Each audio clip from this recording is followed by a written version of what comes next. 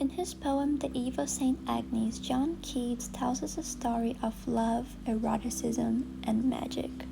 It's one of my very favorite poems, for all the personal reasons that lead one to love, but also very rationally as an admiration of technique. It just does its job so well. You feel the night's bite in the bedroom softness so intensely through his words. Which isn't surprising, of course, it's Keats. He's a sorcerer of ink. In case you don't know me, I have this delusion where I think I'm actually Keats reincarnated.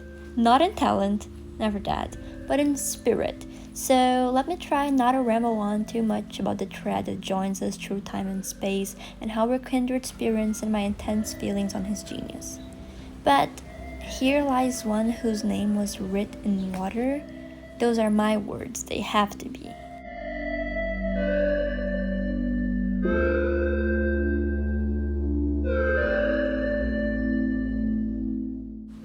I'm thinking of water. I always am. I sometimes have this dream where, as a reward for loving it and speaking of my love so often, I am given this strange gift. For people to hear only a bubbling stream or a crashing wave when I speak. One who did not love her as completely as me might consider this a curse and damn the strangeness of divinity that keeps gods from properly compensating their priests. But that is not me. I would love and die the happiest devotee alive if when I sang, only the twinkling of a river left my mouth. I talked of St. Agnes because I was thinking of these verses, half hidden like a mermaid in seaweed, pensive a while she dreams awake. To me, there is something so appropriate about the words half hidden like a mermaid. Is that not their enchantment, the water's obscurity, the almost there-ness, to always be just a wave away from your aching kiss?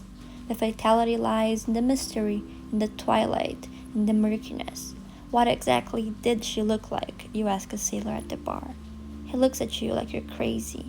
I sit here alive, he says, because I never got that far. I read Carson's translation of Euripides' The Bacchae in January. It was gorgeous.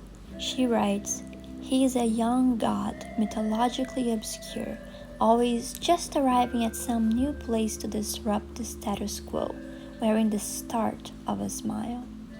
The start of one, not all of it. If he exposed all the beauty of his teeth, would you still hunger? He is a god of illusions after all. Later in the play, Cadmus says, truth is an unbearable thing, which is curious when you think of Dionysus' origin myth, how his mother dies upon beholding Zeus' true form. That's how myths always go. Once the secret is out, someone has to die. You can't see a god's real face. You can't touch a mermaid. You can experience the wonder of flight without falling to the sea. Myths tell us things must remain hidden, distant, mysterious. To be honest, I don't want to believe beauty lies in obscurity. I'm a Polonian after all. I ache for the fatal truth, for pure sunlight. But sometimes I find it hard. Sometimes I still think beauty means being far away. I love Monet after all. And why do I? The vagueness? The distance? I think of the things I find painfully gorgeous, and so much of them are, as Keats says, half hidden like a mermaid.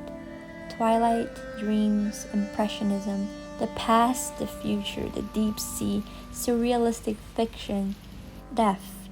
It pains me. I don't want it to be because I love rawness, I love purity. I hate it when its strings are left untied and conversations mean more than one thing.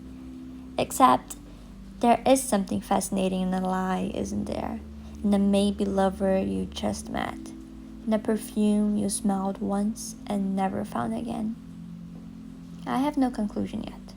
I remain haunted by a need for clarity and a taste for dust.